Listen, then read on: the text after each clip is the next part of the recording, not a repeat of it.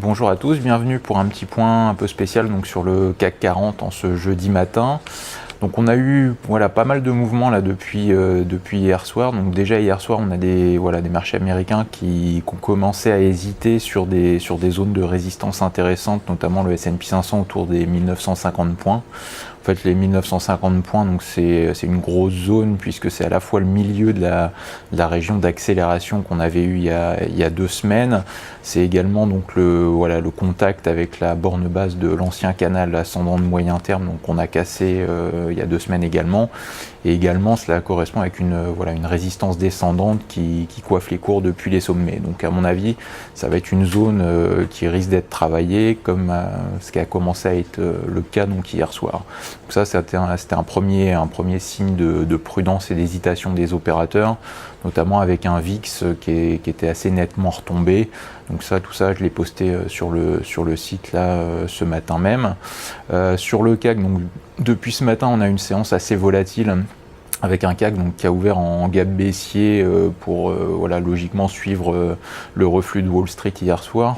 Pour autant, on a eu une assez nette reprise autour de entre 9h30 et 10h30 globalement, qui a fait suite en fait à des statistiques meilleures qu'attendues, donc notamment les PMI à la fois en zone euro et en Allemagne, donc qui se sont révélés plutôt rassurants. Donc de cela, en fait, on a eu une grosse reprise intraday sur le CAC qui, avec donc notre indice qui est revenu tester les 4140 points là en milieu de matinée. Donc à mon avis, on approche d'une bonne zone pour vendre, en cohérence déjà avec la situation qu'on a sur les marchés américains. Donc voilà, sur le CAC, qui plus est, on a une conjonction d'éléments techniques assez intéressante. On a à la fois donc une zone de gap, donc on est allé combler ce matin même dans la poussée haussière, donc avec la borne basse qui est située autour des 4140 points.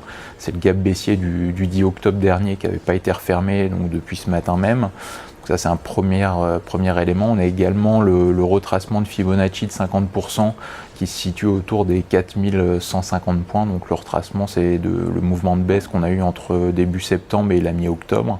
Donc ça, c'est une deuxième élément à suivre. Et dernier point, on a également la moyenne mobile à 20 jours descendante qui arrive en contact, en opposition autour des 4160, 4165 points.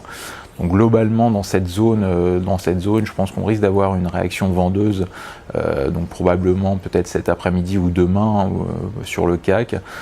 Donc l'idée, moi à court terme, c'est plutôt de jouer une petite correction. Donc à ce stade, c'est peut-être un peu prématuré de parler de grosses relances à la baisse.